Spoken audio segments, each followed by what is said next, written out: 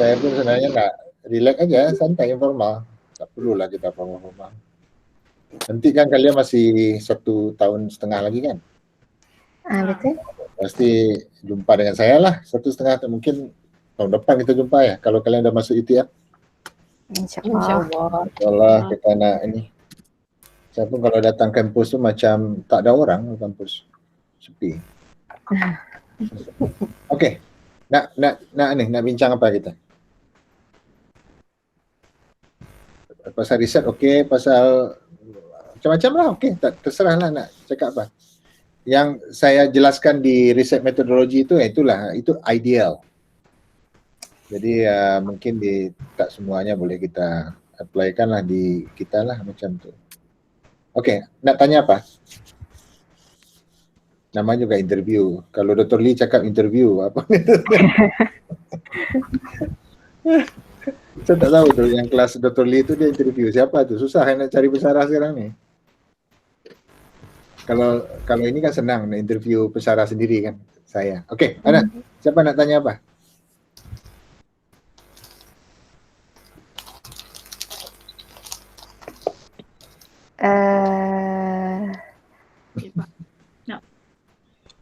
Saya, okey.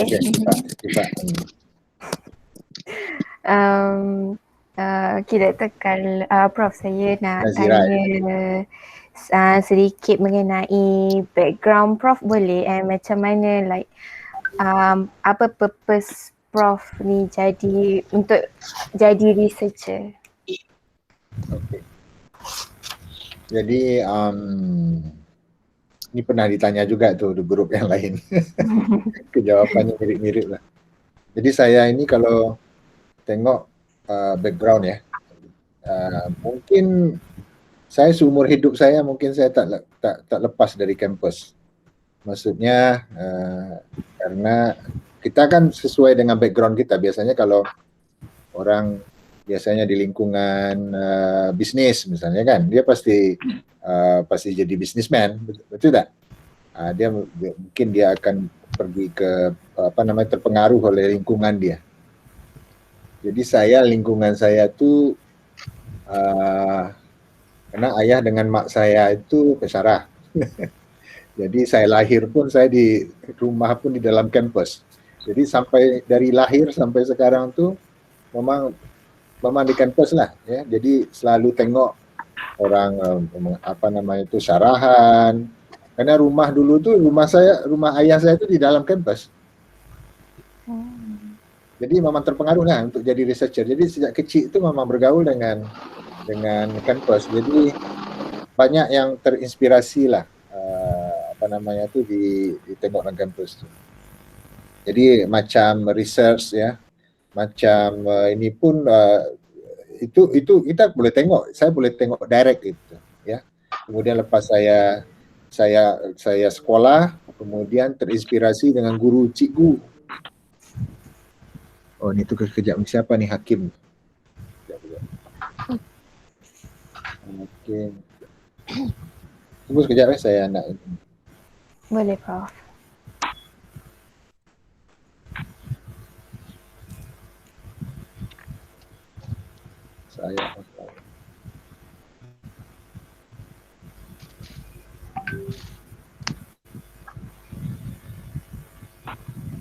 Okey.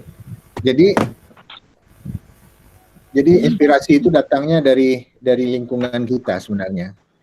Dengan siapa kita bergaul, dengan siapa background kita. Jadi saya banyak terinspirasi dengan lingkungan saya. Oleh karena itu memang karena lingkungannya macam tu, kemudian saya memang berkeinginan dari dulu juga untuk bukan jadi researcher sebenarnya, jadi pensyarah. Cuma sekarang ini kan kita tahu kalau pensyarah itu dia mesti buat research kan. Apa bezanya pensyarah itu dengan cikgu? Bezanya sedikit aja sebenarnya. Kalau pensyarah itu dia mengajar kelas, dia buat research. Oleh karena itu perlu adanya kelas research metodologi. Karena yang membuat research itu di university. Kalau di sekolah menengah kan tak ada orang buat research, pasti di higher education. Jadi itulah yang memotivasi saya jadi berkarir dengan pensyarah lah, jadi macam tu. Okey, Nazira. Jadi jawapan saya mungkin macam tu saja, Nazira. Jadi Kemudian maksud saya memang Prof agak fokuslah sikit saya ni. Makanya saya jadi rajin jadinya belajar. Kalau kita nak jadi pensyarah mestilah CPA kita bagus kan. Kalau tak susah juga. Jadi macam tu. Dan saya melihat bahawa ini pekerjaan yang sesuai untuk saya lah macam tu. Karena saya tak nampak yang lain.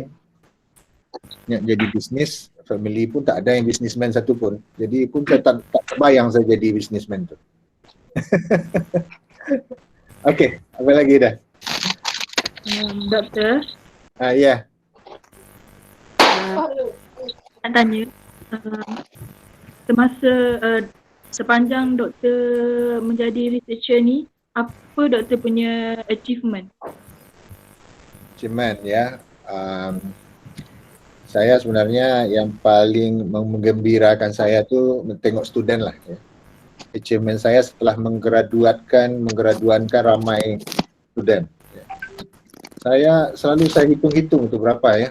Kemudian saya cek mungkin dah 100 lebih mungkin ya. Saya saya tulis di website saya ni. Okey, sebelum saya tengok dulu berapa student yang sudah saya graduatkan. 116. Total. 116 itu PhD yang sudah graduate ada 33 orang. PhD 33 orang, kemudian postdoc ada 4 orang. Postdoc itu tahu apa postdoc? Postdoc itu lepas PhD, kemudian bekerja dengan seorang pensyarah atau profesor. Kemudian diselia oleh profesor itu. Contoh postdoc saya dulu Dr. Sila Chandran, kenal kan? Kenal. Itu dia postdoc saya dulu 2 tahun.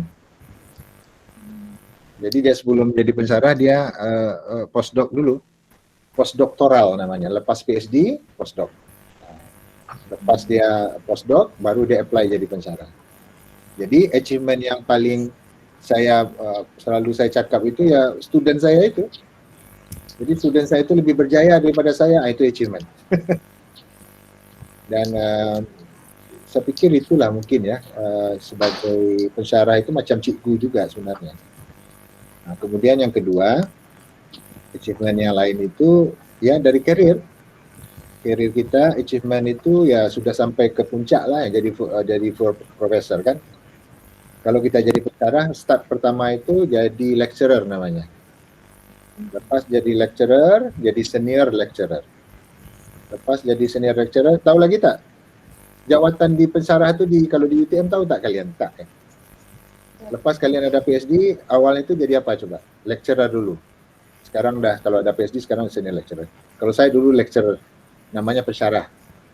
Lepas jadi pensyarah, naik jadi pensyarah kanan, senior lecturer. Lepas jadi senior lecturer, naik jadi apa? Profesor madya atau associate professor. Lepas jadi associate professor, naik jadi apa? Jadi profesor. Jadi level itu panjang ini, 1, 2, 3, 4. Nah sekarang kalau sudah ada PhD, dulu zaman saya itu tak ada nih senior lecturer, lecturer dulu. Sekarang senior lecturer, associate professor. Jadi achievement yang kalau boleh saya katakan, ya inilah saya sudah sampai ke peringkat yang paling atas. Jadi itulah yang lain saya pikir tak ada lah. Jadi saya sekarang ini ya tengok student lah, makanya saya senang berjumpa dengan kalian ni. Tengok student tu lebih berjaya dari saya, student pun boleh mendengar cakap pensyarahnya, kemudian faham apa yang diajarkan, disarahkan.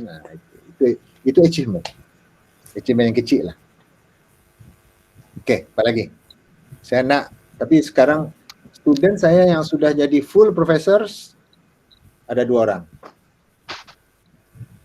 yang artinya dah sama dengan saya kan. Kemudian satu itu Yun Hao jadi associate professor di City Hong Kong University.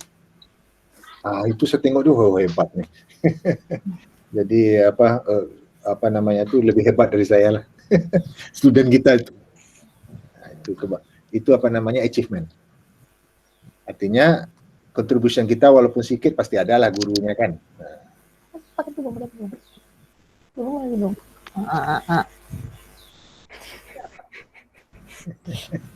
Oke, Nawaira. Mungkin itulah jawaban saya. Okay. Thank you, Doktor. Ya. Apa lagi? Tanya apa saja pun tak apa-apa. Doktor. Ini siapa nih yang cakap ni? Saya. Saya Liza. Oh, Liza. Okey. Ya, Liza. Sepanjang experience doktor, apa benda apa experience yang paling doktor rasa paling susah nak dicapai? Experience doktor, pengalaman doktor. Yang paling susah nak dicapai. Yang paling susah nak dicapai itu adalah untuk merubah sifat dari student itu. Dari yang misalnya ada student saya tu yang betul pemalas, di call pun dia tak angkat. Itu memang stres saya. Kemudian saya suruh cari lagi sampai saya jumpa dengan suruh kawannya cari dia ke mana. Missing in action. Itu memang susah. Dan ini kan berakibat apa coba? Dia tak selesai. Tidak selesai pengajiannya kan? Itu memang, kalau itu memang saya stres. Sampai sempat saya suruh cari mak dia, macam mana? Tanya ke mak dia, ke mana dia? Macam tu. Karena dihubungi dia tak jawab-jawab. Kan ada juga student yang bermasalah kan. Itu experience yang agak sukar. Macam mana saya nak membujuk dia supaya dia itu boleh boleh belajar balik. Itu experience yang susah. Dan setakat ini alhamdulillah semua postgraduate student semuanya graduan lah, boleh selesai lah. Tapi ada 1-2 orang yang bermasalah. Itu memang susah. Masalahnya pun macam-macam. Ya, ada masalah keluarga, itu susah. Masalah keluarga, kemudian masalah mental. Kalau masalah mental ini sangat susah.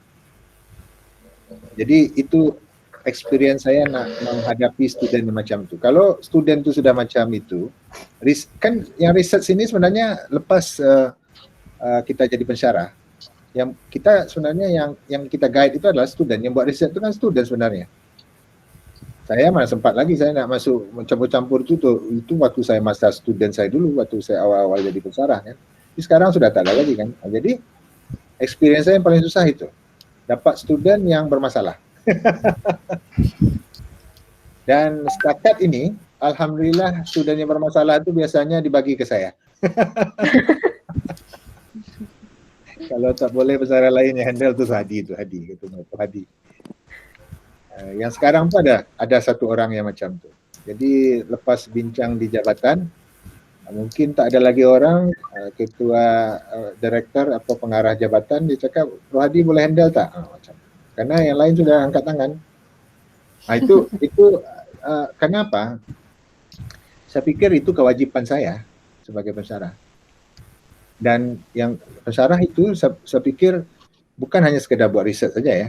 Dia mendidik supaya student itu berjaya menjadi researchers, menjadi semualah ya. Jadi itu fokus utamanya. Jadi saya malah gembira saya kalau dibagi student yang dia, saya nak supaya kalau dia misalnya tak pandai dia jadi pandai. Kalau student itu sudah pandai tak perlu di-guide pun. Biarkan saja dia ada jalan sendiri kan. Tapi itu bukannya tak ada effort kita jadi sebagai pensyarah. Itu pandangan saya lah. Tapi kebanyakan mungkin rakan-rakan pensyarah lain dia tak berfikir macam saya. Dia nak student yang pandai semuanya. Kemudian buat paper untuk dia misalnya. Buat research untuk dia. Bukan naik pangkat cepat jadi profesor macam tu. Tapi kalau saya tak. Bagi yang bermasalah okey. Itu tanggungjawab saya untuk supaya dia graduan lah. Macam tu. Jadi itu Liza, tantangan apa namanya yang paling susah lah. Tapi kalau sudah dapat student yang okey, research yang okey, research keren, tak ada masalah. Settle semua. Jadi tak ada masalah. Jadi apa namanya itulah cabaran. Okey, ada lagi? Doktor, Ya. saya nak tanya, kan kalau macam sekarang bila tanya macam nak dia orang more tu kepada industri. So macam mana kalau tips untuk kita nak secure job sebagai researcher untuk masa akan datang, dan untuk macam masa akan datang nanti research ni masih akan relevan, sebab saya dengar sebelum ni ada yang mengatakan pembelajaran mungkin akan ditukar kepada sepenuhnya online. Ya. Jadi yang pandemi ini sekarang ini memang sudah nampak lah kan bahawa adanya shifting ya dari pekerjaan itu. Dan dengan sekarang ini orang sudah nampak pekerjaan-pekerjaan yang macam online ni, yang gunakan internet itu lebih laku dibandingkan dengan pekerjaan yang tidak ada. Jadi ini sebenarnya menyebabkan kita itu maksudnya bukan student ya, ini adalah universiti dan kerajaan juga harus memikirkan macam mana dia membuat program yang betul-betul sesuai dengan keadaan yang sedia ada ini. Karena tak mungkin kita buat misalnya, sedangkan misalnya untuk kimia misalnya, sedangkan factory kimia itu tak banyak di Malaysia misalnya kan. Artinya graduan tu nak kerja di mana? Itu yang kita salahkan siapa? Saya tak salahkan kalian. Kita salahkan apa? Salahkan orang yang buat keputusan kenapa dia buat misalnya suatu program, suatu kursus yang kalau dia graduan, dia tak boleh bekerja. Betul ya? Oleh karena itu, kita di universiti ini, kita ada cara untuk membuat supaya graduan kerja. Kalau kita membuat program itu, bukannya mudah membuat program, kita ada juga membuat supaya misalnya kita nak buat satu program yang sesuai untuk industri misalnya. Contohnya program master dalam bidang bioteknologi, program master dalam bidang nanoteknologi. Tapi kita tanya juga industri itu, apakah perlu tak nanoteknologi di industri? Dari situ, lepas kita kaji, kita submit ke universiti submit ke kementerian. Kemudian kementerian baru approve program itu dibuka. Maknanya kalau kementerian bercakap bahwa program itu boleh dibuka, artinya kan diperlukan oleh negara kan, diperlukan oleh industri, diperlukan oleh ini. Cuma permasalahannya, apa yang kita buat sekarang ini kadang-kadang dia tidak match dengan apa yang kita pikirkan. Keadaan itu berubah dengan cepat. Contohnya dengan pandemi sekarang ini. Kita tak boleh membayangkan dulu 3 tahun yang akan datang akan terjadi macam ni. Oleh karena itu banyak orang yang sekarang tak dapat kerja, betul tak? Betul. Karena banyak industri yang kolaps. Jadi kita nak salahkan siapa? Oleh karena itu kita tak boleh salah-salahkan siapa-siapa. Oleh karena itu kita harus pandai menengok peluang-peluang itu, ya.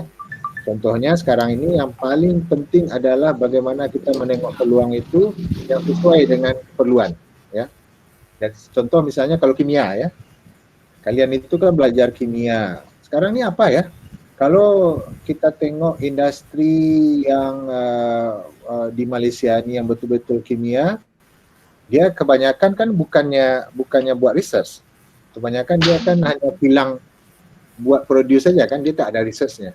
Jadi kalau kita kerja di situ ya kebanyakan kita sebagai operators, ya, atau riset yang tak betul dalam kan. Oleh karena itu, saran saya untuk kalian, carilah skill yang lain, soft skill itu. Jadi coba sekarang ini cari misalnya belajar mengenai yang sesuai dengan sekarang untuk internet atau online tadi itu. Misalnya membuat jadi YouTuber pun oke juga, sebenarnya itu peluang juga. Buat misalnya konten yang kalian bisa rasakan berguna untuk orang dan banyak viewersnya, sehingga kalian boleh dapat duit dari situ dan berguna untuk orang misalnya. Jadi untuk dapatkan misalnya jadi YouTuber itu kan bukannya mudah, kita harus tahu algoritmnya, harus ada strateginya, harus tahu. Itu kan ada ilmunya. Betul tak? Saya dulu terpikir saya kan ada spin-off company di UTM. Jadi saya pikir macam mana supaya saya membuat online tuh. Panda, Food Panda kan sekarang ni kan. Buat untuk dalam kampus saja. Tapi ya tak ada masa saya waktu itu. Tapi sudah 2 tahun lepas, 3 tahun lepas saya sudah terpikir buat itu. Kita kontrol semua makanan yang ada di UTM. Kita, semua staff, mungkin staff-staff yang hobi memasak kah apa segala macam itu, dari situ dia bawa, kita suruh student untuk distributekan di dalam kampus. Contoh macam tu. Kita ada ekosistem untuk bisnis. Tapi sekarang ni dengan pandemi, apa yang saya fikirkan tu terjadi kan. Panda Food tu masuk ke dalam kampus. Sebenarnya kita boleh kontrol di dalam kampus tu. Kita peluang. Jadi untuk membuat sistem itu, sebenarnya UTM sudah ada sebenarnya. Bersyarah di computer science. Ini peluang-peluang macam tu harus kita fikirkan. Dan saya pun tak tahu ya macam mana ya kalau kalian punya, itu satu ya, peluang-peluang seperti itu. Yang kedua adalah dengan keadaan pandemi ini, biasanya macam ni, orang semakin ekonomi semakin turun dia, pekerjaan kan semakin susah kan. Betul. Makanya postgraduate studies itu semakin laku. Karena orang tak ada kerja, orang yang berduit itu dia sekolah balik. Tambah ilmu. Dengan harapan nanti lepas ekonomi balik lagi, dia sudah tak ada ilmu, dia boleh mencari pekerjaan lebih baik. Itu. Tapi ini bagi orang yang ada kesempatan kan. Kan tak semua juga ada kesempatan. Betul tak? Cuma peluang-peluang macamnya mesti dipikirkan dari sekarang. Mesti dipikirkan. Karena kita tak tahu 2 tahun lagi macam mana. Tapi yang saya pikir sudah lain keadaan sekarang ini. Ya, karena company-company kimia apa semua macam tu tak begitu berkembang kan di Malaysia. Betul tak? Betul. Tak begitu berkembang. Jadi kalian harus tambahkan skill yang lain. Ini saya mau cerita anak saya pun tak bagus juga. Anak saya pun dia ini apa namanya tu dia ada soft skill yang lain, muzik. Itu malah yang apa nama company yang berminat dengan dia. Dia bukannya bidang dia waktu dia kuliah dulu, karena dia main muzik itu. Oh lain ya, jarang orang Melayu pandai main muzik misalnya itu kan. Jadi tertarik orang untuk hire dia buat iklan misalnya, buat musik, buat arrangement. Jadi cari bidang-bidang yang orang lain punya. Kita punya kelebihan. Itu. Tapi kalau kita sama dengan orang lain ya susah. Pasti yang ditengok tu CPA kan. Siapa yang paling tinggi CPA-nya, yang boleh bercakap, itu pasti yang dapat kan. Kemudian ada connection lagi. Ada kawan situ boleh dapat kerja. Jadi memang kadang macam tu. Saya tu pun tak boleh jawab yang boleh susah lah sekarang. Tapi kita harus pandai apa namanya tu, pandai menyesuaikan diri, pandai melihat peluang. Mungkin kalian yang sekarang milenial ni mungkin boleh pandai melihat peluang. Kalau saya kan saya di dalam kampus saja. Saya tak keluar ke mana-mana. Atau kalian, nih. Saya tak tahu ya. Pernah tengok ini tak? Saya pernah baca ada farmasi. Coba sebut farmasi yang terkenal tu. Ini dia berlima orang nih. Berlima, kalau saya tengok ada iklannya tu. Alumni dari USM 5 orang. Buat company dia. Kemudian farmasi itu ada seluruh Malaysia sekarang ni. Apa namanya tu farmasi yang ada di Paradigm tu? Paradigm ada, kemudian di Anu pun ada, di Bandar pun ada. Coba sebut apa farmasi yang terkenal? Kalian ada 1, 2, 3, 4, 5, 6, 7, 8. Caring. Ya kan? Caring. Warna hijau tu ya, Prof? Warna hijau tu. Kita tengok tu di luar itu kan ada sejarahnya tu. Saya baca tu. Ada 5 orang graduan dari USM farmasi, dia buat bisnis itu. Sekarang tengok kalian ni 1, 2, 3, 4, 5, 6, 7, 8. Fikirkanlah. Jangan seorang-seorang, tak. Ramai-ramai fikirkan. Kita ni masalah dia sekarang, lepas graduan tu seorang-seorang aja, tak ada kawan-kawan. Buatlah. Kalian kan punya, kalau ramai-ramai kan banyak idea tu. Buatlah macam tu. Yang satu ada skill ini, satu ada skill ini, satu ada skill ini. Ramai-ramai buat. Itu 5 orang aja dia buat. Kalau tak silap 5. Sekarang tengok tu farmasi dia ada seluruh Malaysia. Itu peluang juga. Peluang bisnis lah kalau menurut saya. Jadi kita tak ada cerita pasal research ya. Tapi tak apa, kita ni saya nak jumpa kalian saja. Jadi itu jawapannya ini. Yang tanya tadi siapa? Sifa ya? Itu. Saya tengok macam tu, apa namanya tu, mohon maaf lah ya, kalau kita tengok yang apa namanya tu, kita ni tak kurang bersatu, betul tak? Lepas graduate dia pergi sendiri-sendiri.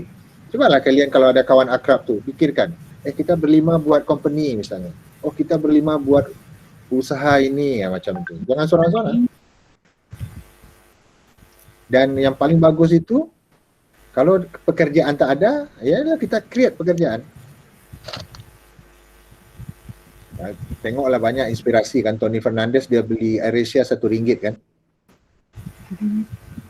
Contoh misalnya, walaupun dia itu backgroundnya lain lah, tapi itu kan boleh jadi inspirasi untuk kita. Siapa tahu nanti kalau saya cakap macam ni, kalian ingat, iya ya, nanti kalau sudah kaya raya baru ingat saya. Ada komen. Mungkin apa ya orang kimia ya buat ini, buat yang paling mudah lah, hand sanitizer lah, atau yang macam-macam tu kan simple aja buat tu sebenarnya, mudah kan peluang sekarang ni untuk buat ini, buat apa namanya tu, buat company itu, buat iya kan, senang aja.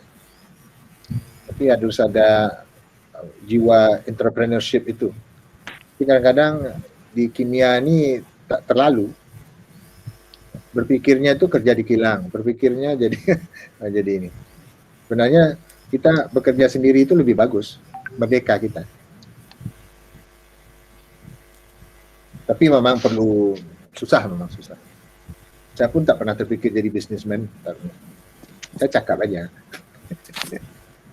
Oke, ada lagi.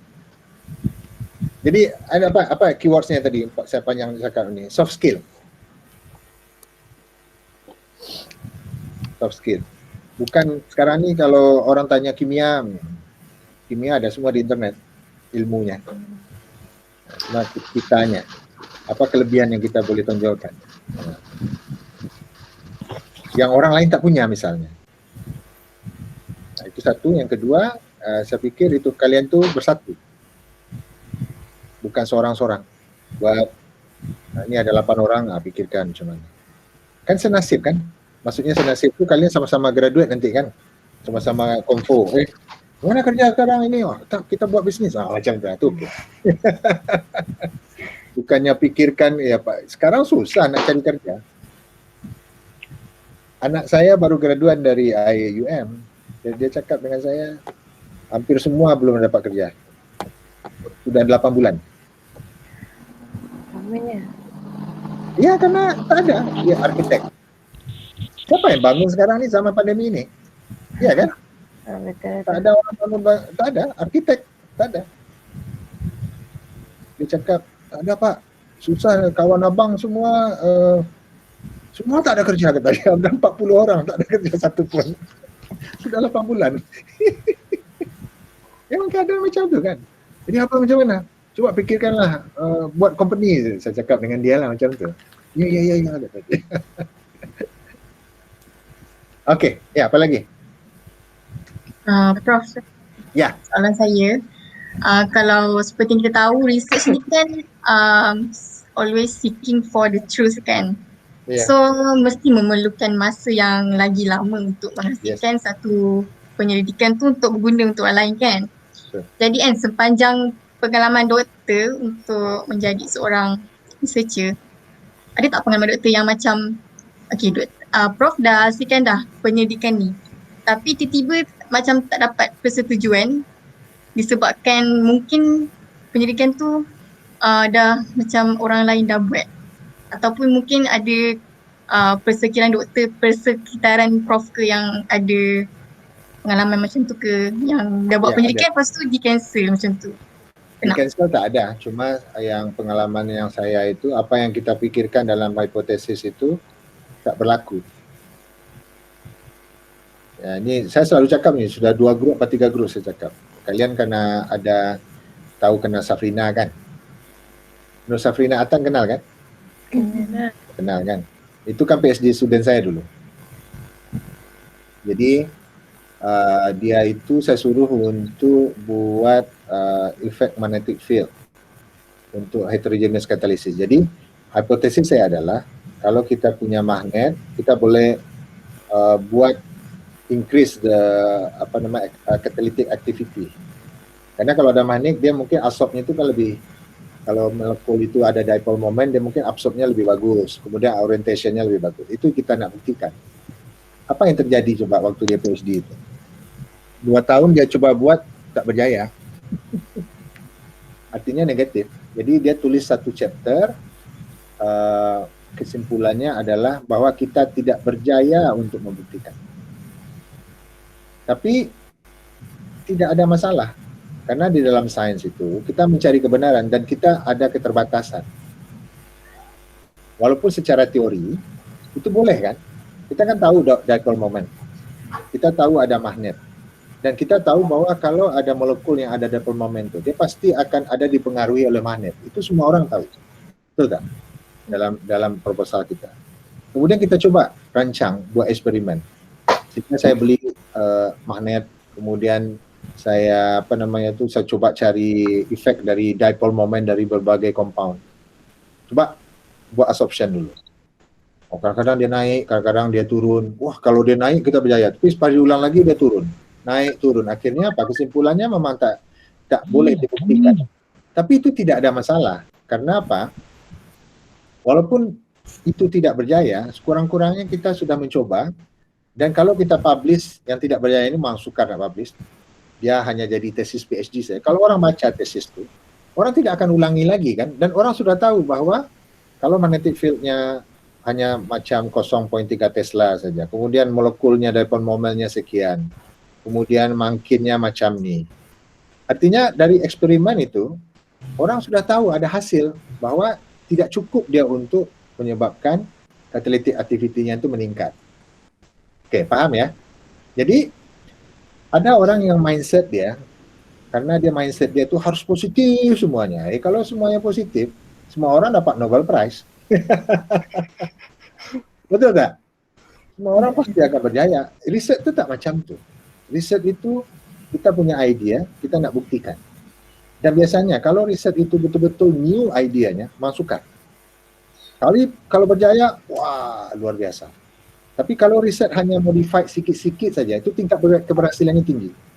Contoh misalnya, saya selalu cakap tu dengan rakan-rakan. Kalau kita buat riset, misalnya kita ni saintis ya, berbeza dengan orang engineering. Kita ni saintis tu problem seeker. Buat riset, kita punya kursi kayu. Kemudian kita gantikan kursi kayu tu dengan besi. Ya tetap kursi kan, konsepnya kan sama.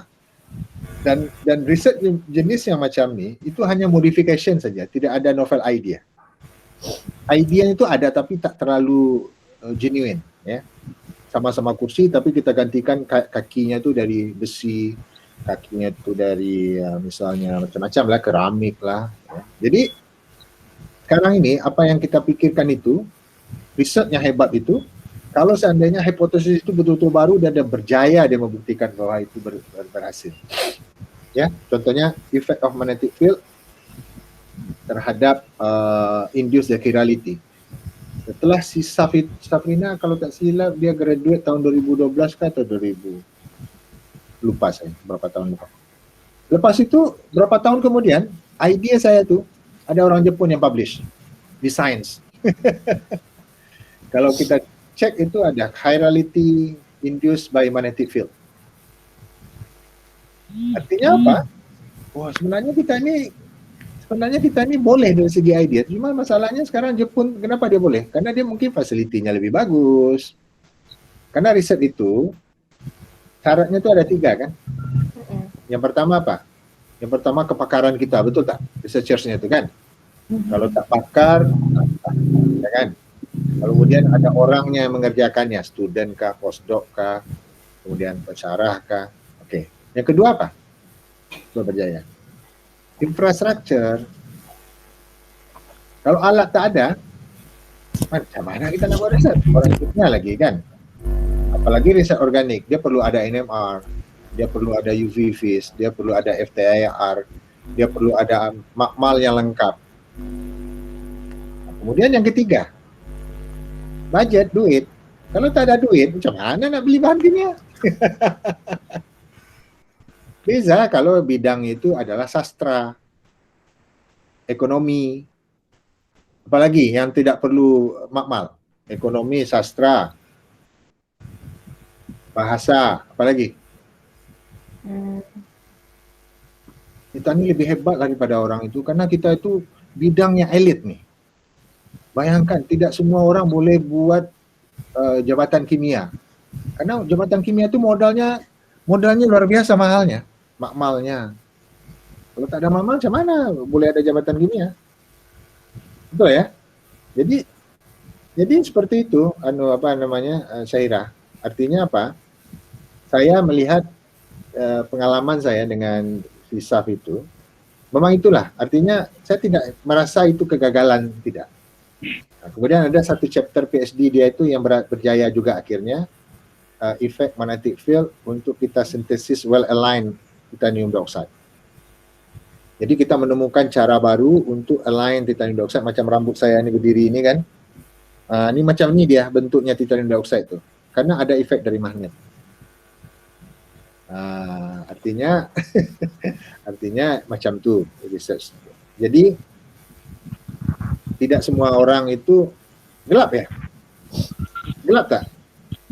Saya onkan lampu, Agak nampak. Saya onkan lampu.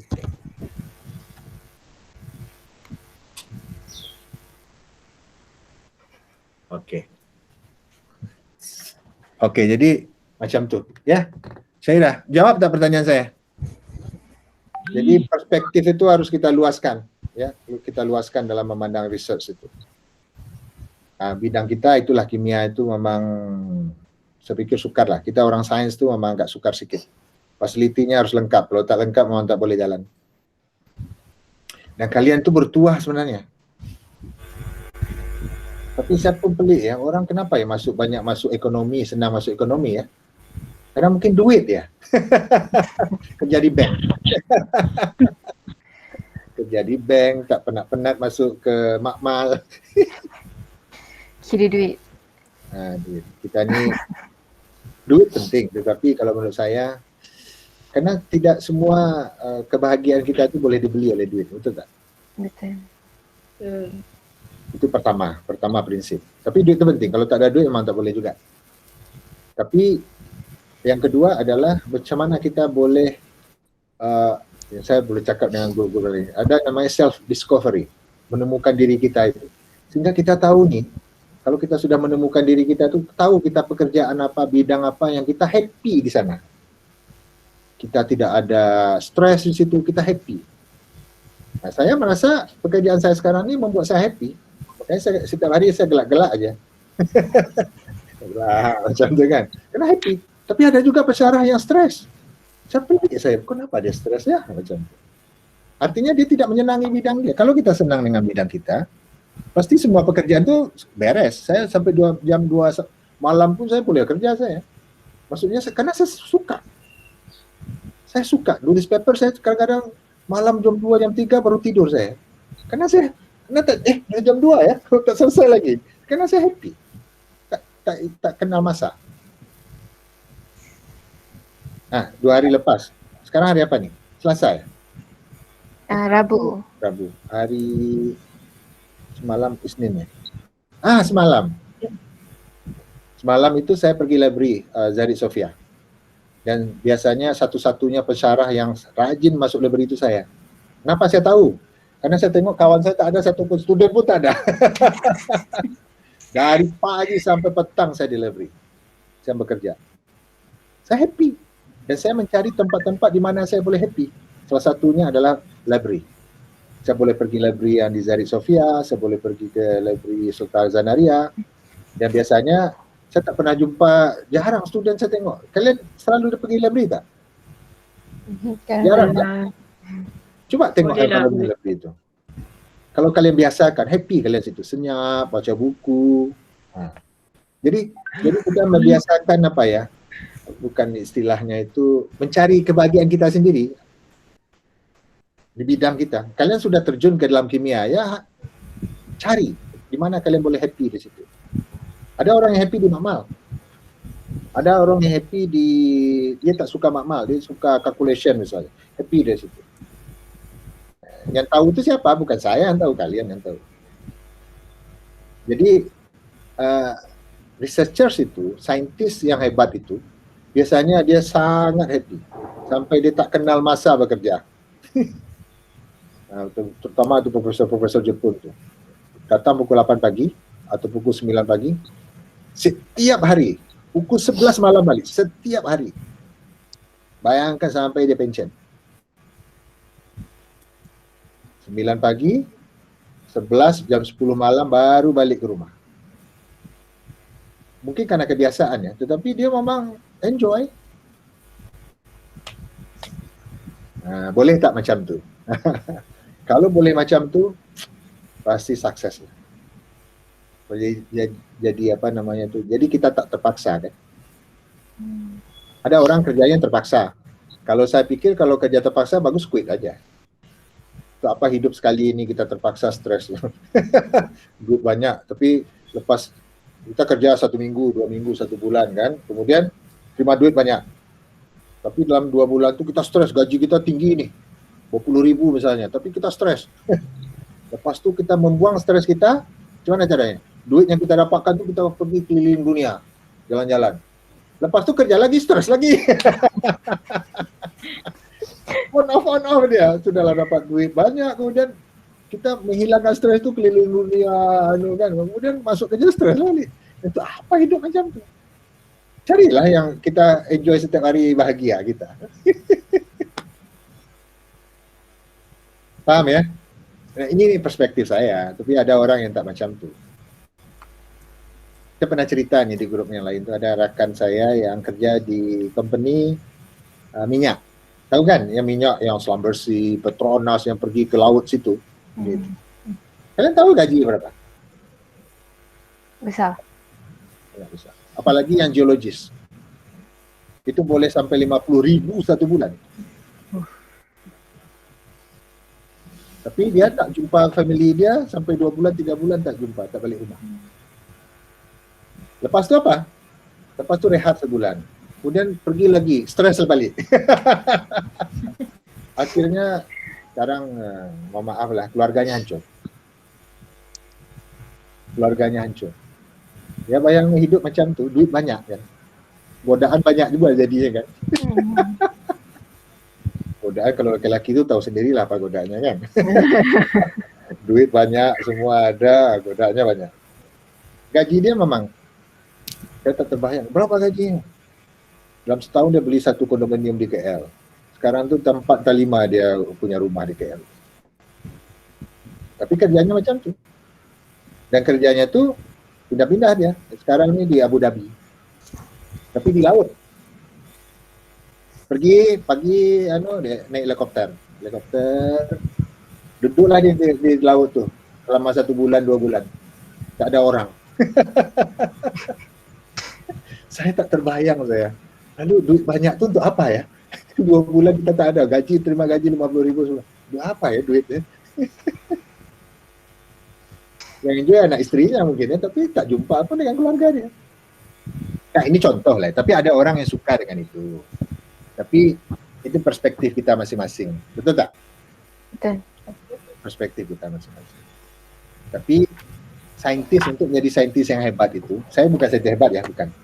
Saya banyak terinspirasi baca-baca lah orang-orang yang ada yang saya kenal, ada yang saya ini. Memang dia betul-betul enjoy dengan pekerjaannya, sangat enjoy.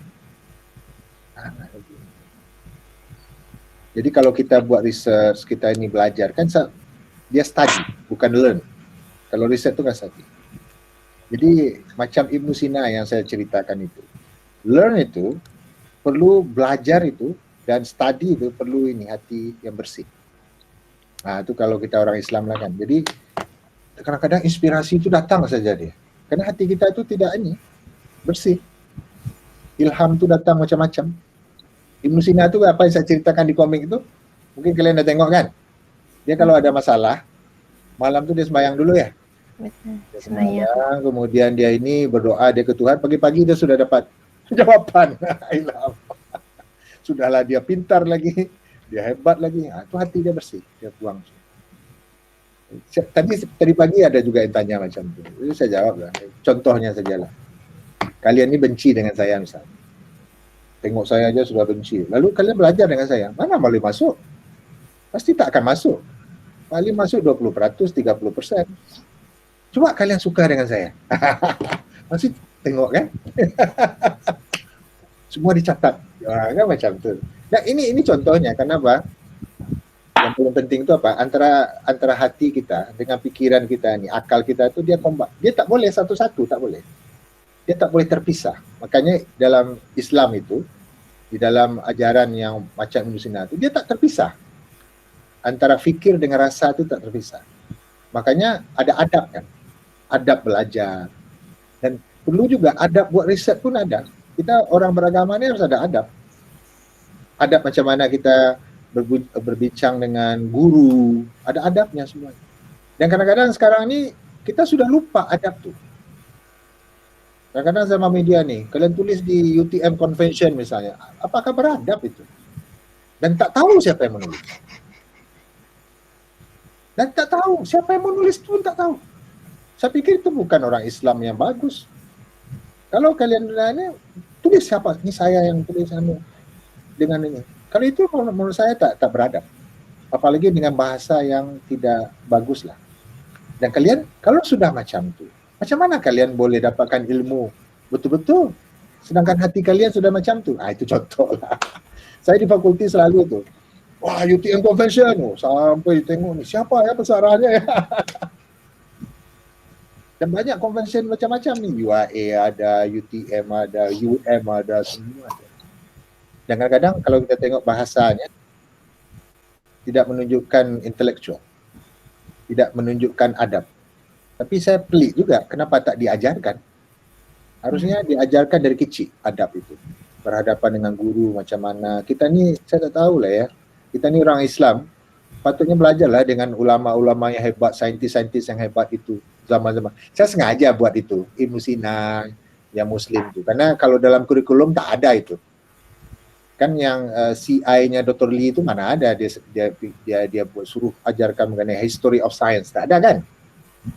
Tapi history of science tu di dalam tu jangan lupa contribution dari zaman keemasannya Islam itu. Dan kenapa Islam tu maju? Ya karena itu. Dia tak pisahkan. Dia tidak pisahkan antara fikir dan zikir itu. Jadi itu. Jadi adab itu menurut saya lebih dulu daripada ilmu dia. Adab dulu baru ilmu. Jadi saintis macam itu. Jadi saintis itu, ini saya bikin. Kalau dia sombong, itu. Semakin dia tinggi ilmunya, semakin rendah hati dia. Kalau kalian tengok orang-orang yang sombong-sombong itu, dia hebat, merasa, wah itu. Belum sampai dia level saintis yang hebat, researchers yang hebat. Dia biasanya saya jumpa orang-orang yang hebat itu, tak sombong. Dia rendah hati. Biasanya orang sombong itu yang mana coba? Yang ilmu itu sikit. Dia tahu sikit aja. Itu biasanya. Tapi kalau orang yang sudah berilmu betul-betul, dia tak cakap pun, dia diam aja. Dia tengok orang aja. Ya, ilmunya dalam tu. Oh, banyak pula saya cerita ya. Karena apa? Ini penting ya bagi saya. Satu, kalau kita orang Islam itu, ya ilmu itu source-nya itu tidak pasti kan. Kita source itu Al-Quran, hadis, sunnah ya. Yang ketiga apa source yang paling penting? yang orang sangat lupa mengenai ilmu itu adalah ilmu itu berasal dari tidak tahu. Kalau kita tahu bahwa kita ini tidak tahu, itu ilmu. Paham maksud saya? Anda tahu bahwa Anda ini tidak tahu. Ya, Anda berusaha untuk belajar kan? Betul tak? Nah, itu ilmu. Jadi yang problem sekarang ini, di zaman modern ini, di zaman sekarang ini itu, orang yang tidak tahu bahwa dia tidak tahu. Jadi itu masalah. Ini berita hoax. Dari WhatsApp group lah, dari mana-mana, dari convention lah, dari apalah. Itu kan dia tidak tahu bahwa dia tidak tahu. Yang cakap pun kita tak tahu siapa. Berita datang dari mana kita tak tahu. Apakah itu diajarkan di dalam dunia ilmu pengetahuan? Tidak. Artinya orang-orang itu tak bukan orang intelektual. Iya kan? Nah, jadi ini perspektif lah kita memandang. Artinya apa? Kita sebagai orang yang belajar di university, kurang-kurangnya kita ini harus arif juga tengok itu. Dan apa namanya itu, kadang-kadang student ini, kalau saya tengok lah ya, dia tidak mencerminkan intelektual dia. Tidak mencerminkan. Dan itu satu, intelektual itu adab tadi itu, termasuk dalam. Kalau tak beradab, ya. Kalian nampak ya perspektif ya.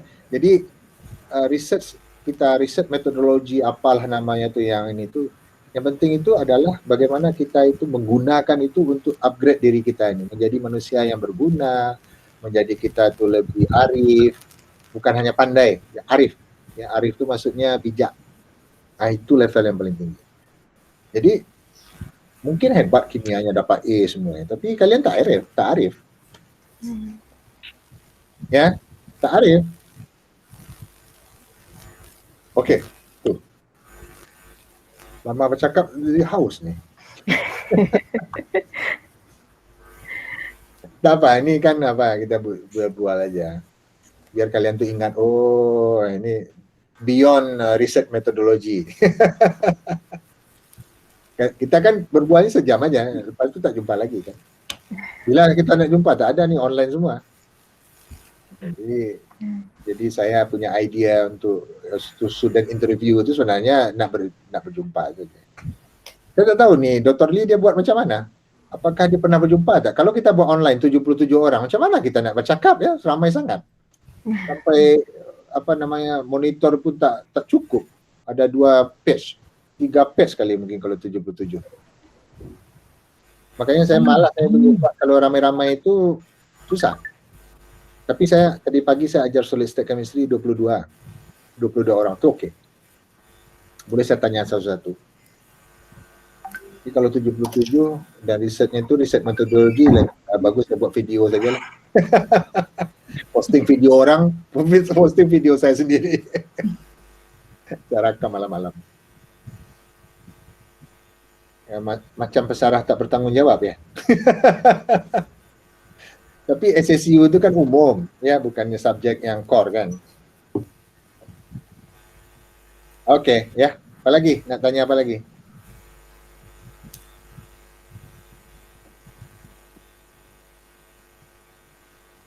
Saya nak tanya ke kalian ya. Kenapa tak jadilah. Tak jadi. Laki-laki berapa orang ya di kelas? Tak ramai saya tengok. Tadi ada 2 grup, belasan kalau tak silap ya, tak sampai 20 orang. Kita 20 lah ya. Dari 77 itu. Ada 2 grup laki-laki semua, 3 grup. 8 ya, 20-an lah. Oke, apa lagi yang nak tanya nih? Sudah 1 jam nih kita bercakap. Prof masih ada research lagi ke? Masih. Saya masih ada 3 orang PhD student, 4 sekarang. Yang belum graduate lah. 1 ini sudah nak submit tesis. Kemudian saya ada Arbani, Haryani, Syuhada. Yang 3 ini, yang 2 ini mirip researchnya. Karena ada project. Yang Syuhada lain dia, projectnya. Kemudian ada satu si Goslan itu lain lagi projeknya dari Libya. Empat PhD student. Jadi alhamdulillah lah kalau ada PhD masih ada riset lah artinya. Karena kita di dalam di UTM ini kalau kita ada duit kita boleh hire PhD student kan. Boleh beli bahan kimia, boleh beli. Tapi berkurangan lah. Dulu ramai. Dulu ada belasan orang. Sekarang ini sudah tak ramai lagi. Oke, itu. Kalian ada minat tak untuk continue master ke PhD? Ada minat. Hah? Master tu ada niat, PhD tu belum tahu lagi. Dia memang harus apa namanya tu, harus ada nampak vision ke depan tu. Kalau PhD misalnya, nak jadi apa kita nanti ya? Kalau kalian bercita-cita nak jadi pensyarah, bagus di PhD.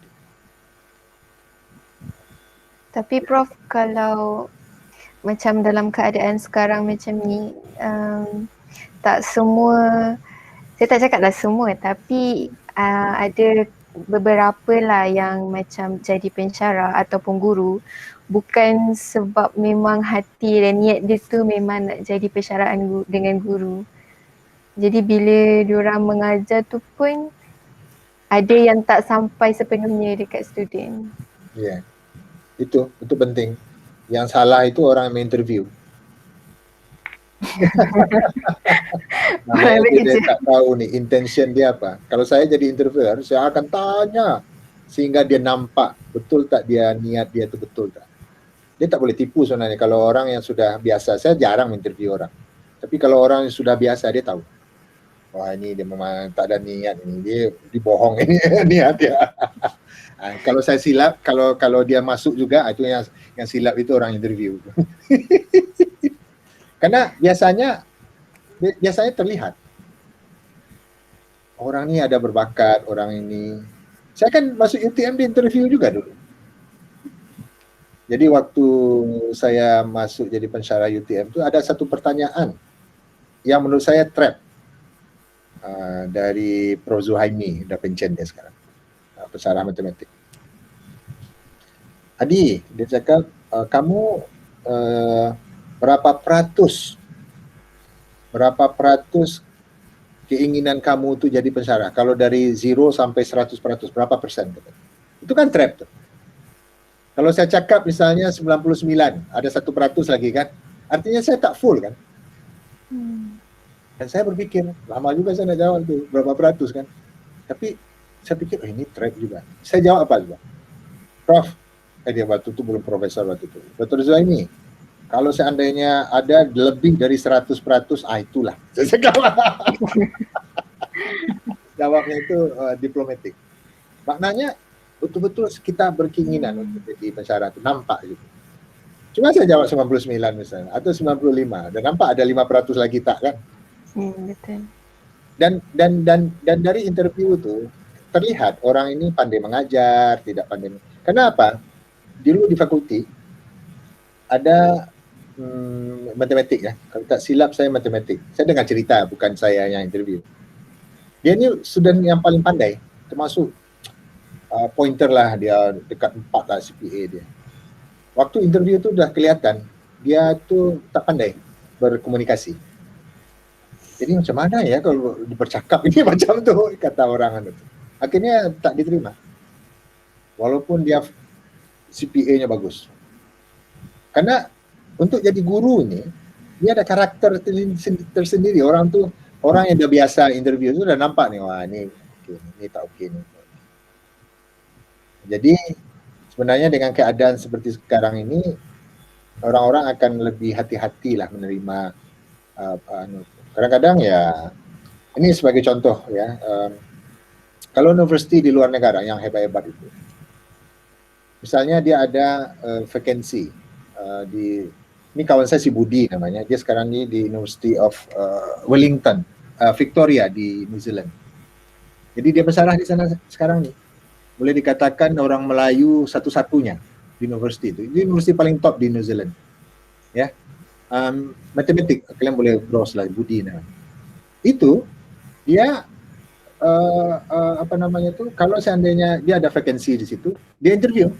Kalau misalnya tahun itu tak ada calon yang layak, ya, yang tidak memenuhi qualification, tak ada. Tahun depan dia cari. Tak ada juga tahun depan lagi. Dia tak akan terima sampai dia dapat.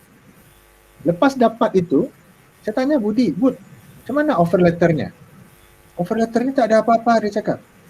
Sampai tak ada, sampai mati, tak ada pension. New Zealand macam tu. Kalau kita di sini 60 dah pension kan? Di sana tak. Dan semua katanya kalau sudah dapat position tu, satu family dia, anaknya ada 2. Anak 2 atau 3 Budi itu. Langsung dapat permanent resident direct dengan istrinya semua. Sampai unlimited. Dibagi langsung, pas datang langsung dibagi permanent resident. Jadi, apa maksudnya sekarang ini? Apa yang saya nak?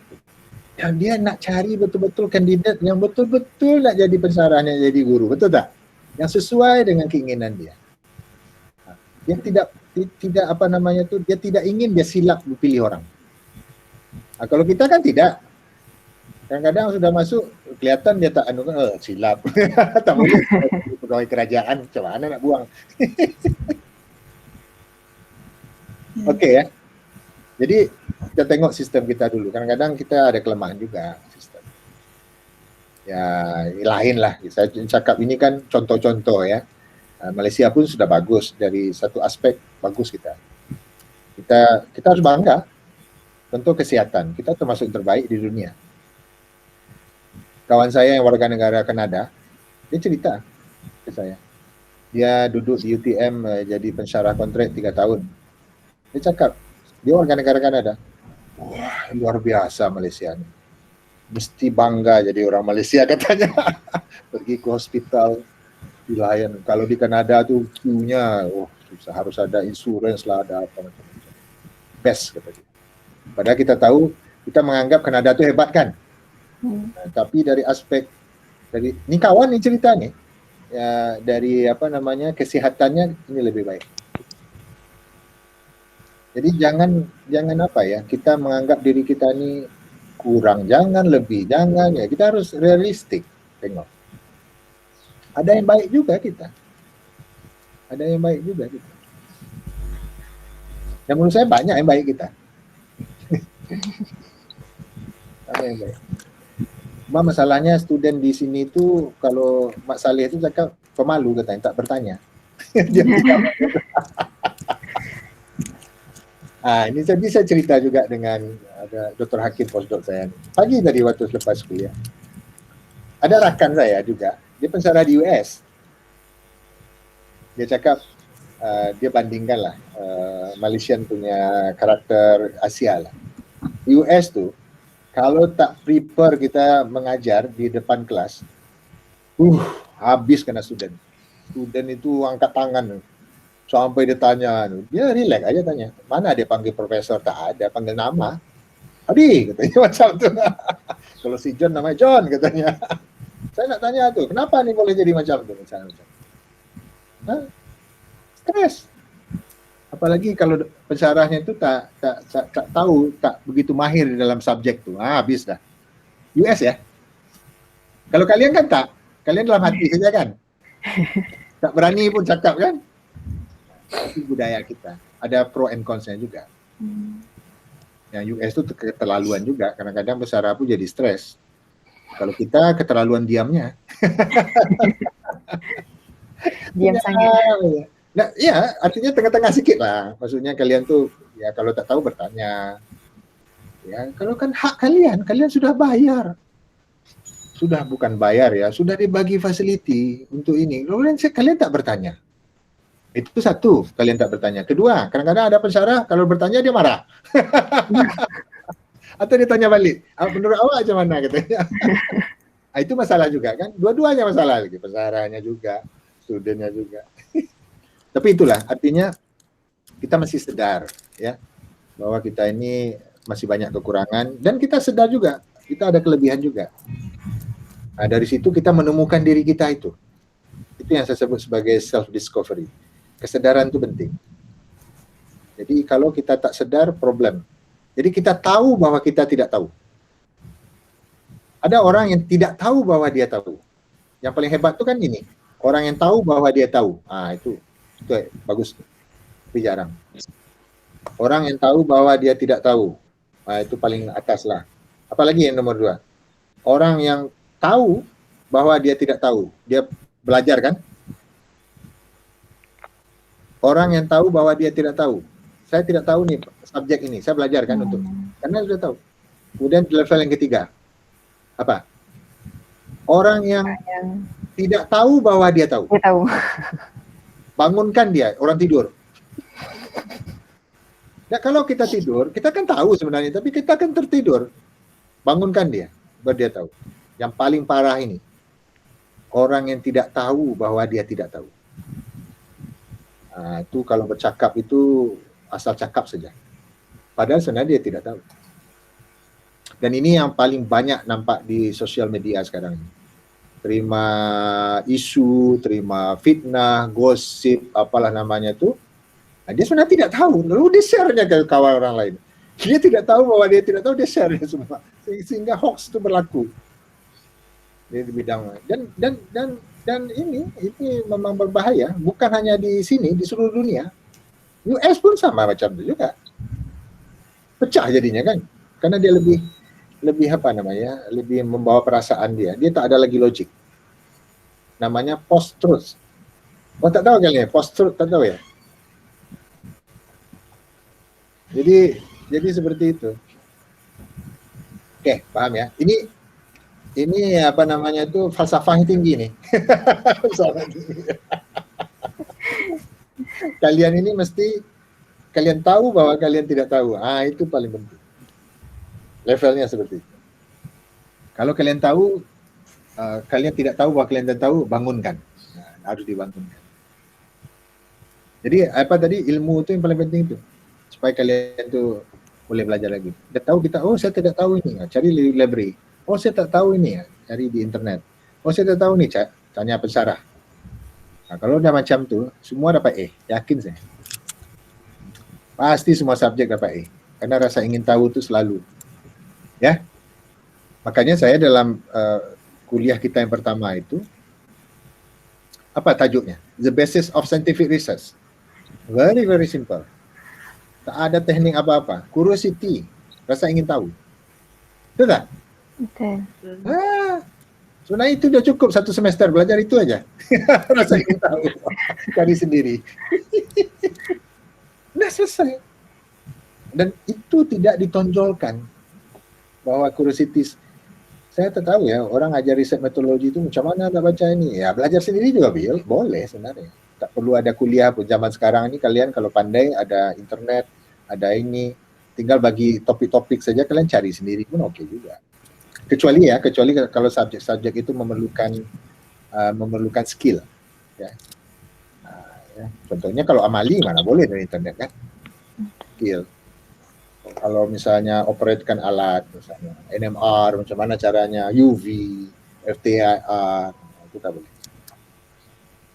Tadi pagi saya tanya, kenapa kita pentingnya perlu ada skill itu, ya? Kalau kalian campurkan sulfuric acid dengan air ditambahkan ke sulfuric acid kah atau sulfuric acid tambahkan ke air? Orang kimia nih udah tahun 3 karena ada eksiden, saya tak ingat tahun berapa eksiden, ada yang hampir buta matanya, ada juga.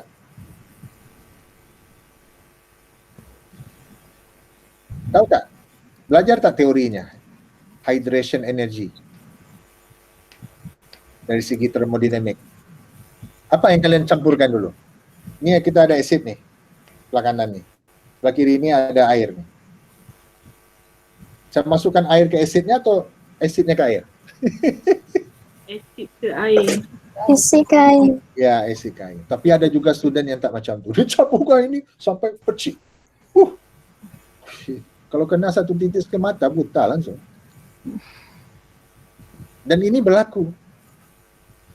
Dan saya dulu zaman 10 tahun lepas ya, student yang pipette ininya rosak kalau tak silap. Apa nama itu yang untuk ini tuh? Pipette bug. Pipette bug tu rosak. Udah dia ini pakai mulut, langsung masuk sini.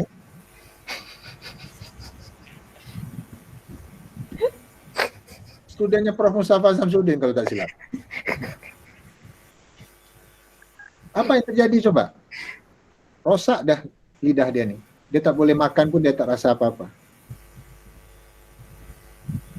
Sampai seumur hidup cacat. Bayangkan itu. Kesilapan sedikit saja kan? Dia tak boleh ada apa namanya itu. Mungkin dia tak terpikir dia. Bayangkan itu. Artinya apa? Ilmunya itu separuh-separuh ilmunya. Kemudian cara dia itu mengambil keputusan. Cara dia mengambil keputusan. Nah, ini terjadi di jabatan kimia. Saya tak tahu, tak ingat saya bila itu. Jadi memang oleh karena itu hati-hati. Cuma orang kimia ini kalau dia silap paling terbakar aja makmal kan. Paling parah lah kan, terbakar makmal. Tapi kalau orang ekonomi silap, hancur negara. Apalagi jadi menteri dia. Politician. Nah, tanggung jawabnya lebih besar lagi orang ekonomi. Kalau orang civil engineering paling ya jembatan itu hancur. Tapi kalau dia sudah ahli ekonomi, sudah jadi memutuskan silap-silap, bankrupt. Jangan remehkan orang-orang yang ekonomi itu, karena dia tanggung jawabnya lain, lebih besar lagi sebenarnya. Ya, oke ya. Jadi mungkin, siapa cakap udah 1 jam nih. Oke, dah. Apa lagi dah? Ada yang bertanya lagi tak? Katanya nih, Sairah di mana nih? Di mana location nih? Sairah di mana? Tadi sudah tanya, saya belum ya? Ya, lokasinya di mana? Di Johor kah atau di mana? Yo, Johor ini di mana? Udai. Dekat. Skudai itu di mana Skudai itu? Skudai ini luas juga daerah Skudai. Taman mana? Ni Kangkapulai. Oh, dekat. Dekat. Sebelah rumah saya nih, saya di Mutiara Rini aja dekat. Oke, Nazira, di mana Nazira? Saya pun Johor juga. Nah. Johor Jaya. Tebrau. Oh, Tebrau. Kak Eon sana lah ya. Ya, saya dekat bahagian Ion sana. Oke, Adibah? Saya Kelantan. Oh, Kelantan. Tak boleh rentas negeri nih, susah lah nih. Oke, Liza mana Liza? Saya Selangor. Oh, Selangor ya. Saya pernah tanya di grup sebelumnya. Ada air ya sekarang ya? Air ada, tapi dia ada certain tempat yang tak ada. Oh, oke. Tapi tempat Liza oke ya?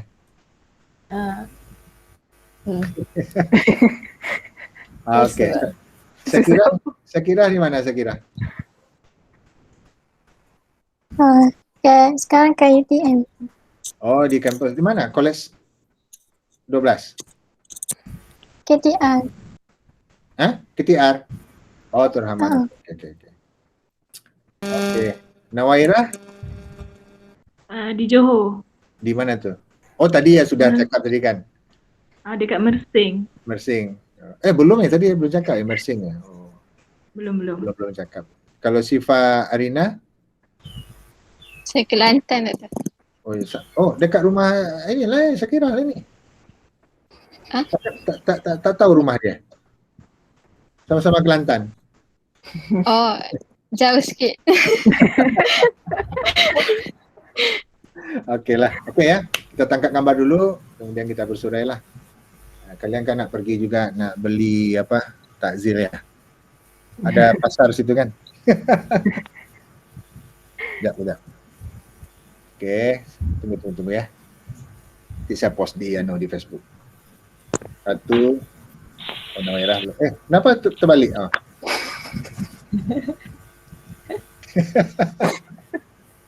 Oke. 1, 2, 3. Oke, sekali lagi. Bentar ya. Saya save dulu nih. 1, 2, 3. Okay. Nanti kalian buat catatan nanti apa yang kita bincang tu. Sebenarnya untuk bukan untuk saya, untuk saya. Tapi nanti saya akan coba compile. Ini anulah ya, supaya itu juga menjadi memori untuk saya lah. Letakkan ada gambar kalian, kemudian ini ada ini, ya, jadi buku pun boleh kan. Okey, terima kasih ya. Okey. Jadi kalau ada apa-apa yang saya cakap yang tak betul, mohon maaf lah. Salam untuk ini, untuk keluarga, kan semua di rumah ini. Ya, insyaAllah. Selamat berpuasa semua ya. Okey, assalamualaikum. Selamat puasa, Prof. Thank you, Doktor. Sama. Terima kasih, Prof. Terima kasih Prof. Terima kasih, Prof. Okey, saya tutup ya. Selamat berbuka. Ya, selamat buka.